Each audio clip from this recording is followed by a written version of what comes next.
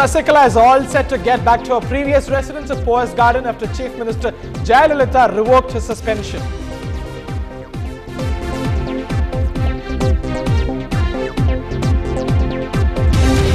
Subramanian Swamy alleges that Jayalalitha is an inconsistent leader, commenting on the latest reunion of the party. Rail commuters to cough up extra money as the price hike mentioned in the rail budget goes to effect today. Swine flu claims 1 life in Coimbatore. Chennai observes 2 cases of swine flu, first to be reported in 18 months.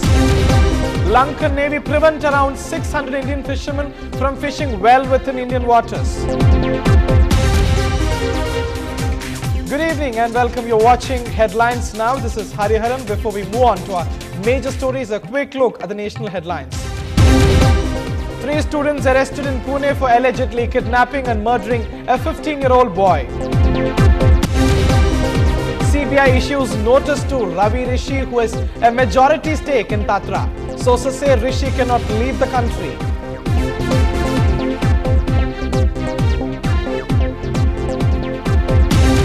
Historic by-polls underway in Myanmar. All eyes on democracy icon Aung San Suu Kyi, who is expected to win.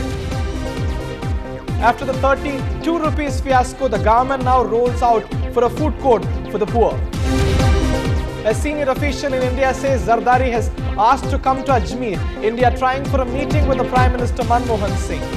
And just how does he do it? Leander Paes wins the 50th double title at the Miami Masters with Radek Stepanik. As Chief Minister Jayalalitha has revoked the suspension of her friend Sasikala, accepting her statement of apology, sources say that Sasikala will return to the Chief Minister Poise Garden residence by tomorrow. Sasikala's belongings are said to have been already transported to Veda Nilayam. Reacting to the Jayalalitha-Sasikala reunion, Janata Party President Subramanian Swamy alleged that Jayalalitha is an inconsistent leader. He added that AIADMK was able to come to power majorly because of the efforts that he took to bring the 2G scam to light and making people aware of DMK's hand in the irregularities. He alleged that the Jayalalitha government is burdening the people with price hikes. The Sasikala issue and the mishandling of the Kudankulam impasse shows Jayalalitha's inconsistency, Swamy added. In view of maintaining the law and order in Chennai, raids were conducted in various parts of the city, including public places and private lodges. Around 790 people were arrested. This includes those arrested for drunken driving as well. Our crime correspondent Salim has more reports. In a storming operation conducted across Chennai, the city police have arrested 790 people, including rowdies and antisocial elements. Sources from the police department say the main aim of the storming operation was to nab antisocial elements and people who are absconding. In fact, 107 people were made to sign the bond for good behavior. Now, what is called the bond for good behavior? Habitual offenders will be caught by the police and they will be made to sign a bond, say for example, for 6 months. By the end of 2 months, if the habitual offenders violate the bond, they will have to be in jail for the next 4 months. This is called bond for good behavior. And last night, 60 people were held on charges of drunken driving. Passengers travelling in AC1, AC2 and executive classes will have to shell out extra money from today as the fare hike declared in the rail budget comes to effect from today. The revised tariff will also be applicable to the tickets issued in advance for the journey commencing on or after today. In case tickets are already issued at old rates, the passengers should pay the difference of fares to the TTEs. 2 special counters have been set up in the Chennai Central Railway Station for this reason. Platform ticket பார்த்தனா 5 rupees நான் சொன்னாங்க but ஆனா 3 rupees ஆங்க ஆனா இப்ப கேட்டதுக்கு அவங்க என்ன சொன்னாங்க இன்னும் எங்களுக்கு ஆர்டர் வரல ஆர்டர் வந்த பிறகு தான் நாங்க இன்கிரீஸ் பண்ண முடியும் அமௌண்ட் அப்படினு ட்ரெயின் டிக்கெட் இப்போ ஏத்த போறாங்க ஆக்சுவலா இப்போ அமௌண்ட் போட்டு போறாங்க எல்லாமே ஏறும்போது இதுவும் ஏறதுனால வந்து 2 ரூபாய் தான் அதனால பெரிய விஷயமா தெரியாது எல்லாருக்குமே 10 ரூபாய் 5 ரூபாய் ஏறதுனால பெரிய விஷயமா தெரியும் ஒரு இது. One person died in Kauai and 2 people have been observed positive for the H1N1 virus in Chennai. King's Institute of Preventive Medicine at Guindy confirmed the contagion in the samples taken from the patients. The patients have been prescribed Tamiflu and domestic quarantine. Maharashtra, Rajasthan and Andhra Pradesh have reported 21 deaths due to H1N1 this year, while Karnataka and Gujarat have been reporting cases in the past few weeks.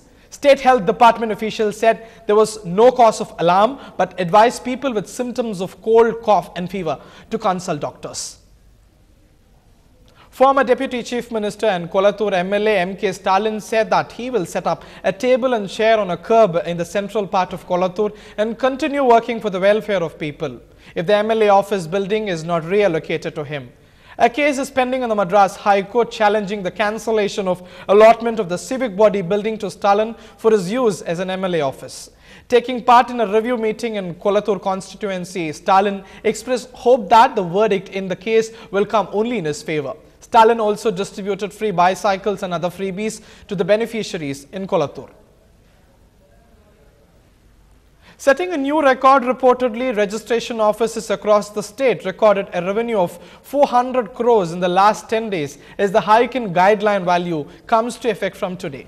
People throng registration offices in large numbers than usual for the past 10 days. Registration offices, which on a normal day receive 10 to 15 applications, received an average of 30 applications in the last 10 days, during which time a revenue sum of 400 crores are said to have been collected.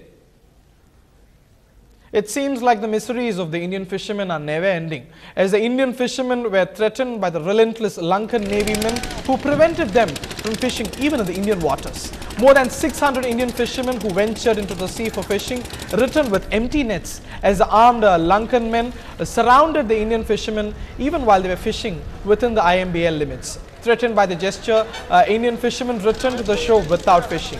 They say this has caused a loss of rupees 20,000 per boat. The union and state government must put an end to this menace, they urged.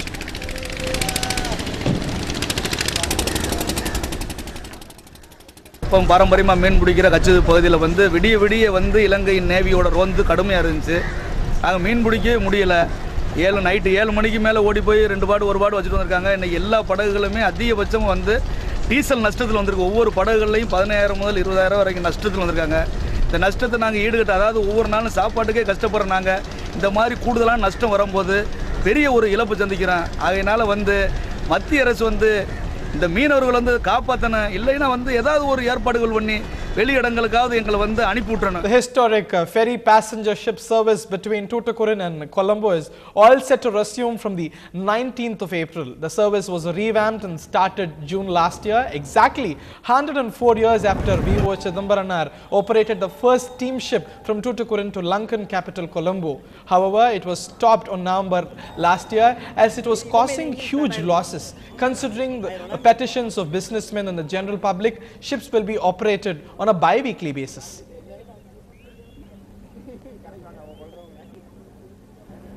முயற்சினால் கப்பல் துறை அமைச்சகத்தின் முயற்சினாலும் துறைமுகத்தின் முயற்சினாலும் வரும் 19ஆம் தேதி April 19ஆம் தேதி இந்த சேவை திரும்பவும் துவங்கப்படும் என்பதை மகிழ்ச்சியுடன் தெரிவித்துக் கொள்கிறேன். எரிபொருள் செலவினம், அதனுடைய பராமரிப்பு செலவினம் இதையெல்லாம் கருத்தில் கொண்டு சிறிய கப்பல், அதாவது 450 பேசஞ்சர் கெப்பாசிட்டி உள்ள கப்பல் டெண்டரில் கொடுக்கப்பட்டிருந்தது.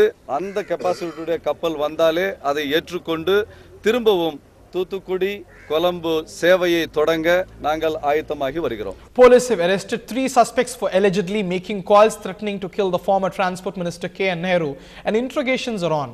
K.N. Nehru received a threat call on his office landline yesterday and the number was traced to Madurai. 3 persons reportedly belonging to Virudhunagar, Madurai and Sankaran Kovil were arrested in Madurai. They are being interrogated in a secretive place at Madurai. Meanwhile, police have formed 7 special teams to nab the killers of Nehru's younger brother Ramajayam, who was killed last week in Trichy. Police also interrogated Ramajayam's family members for more clues in this case. More news and updates will follow after the break. Stay tuned.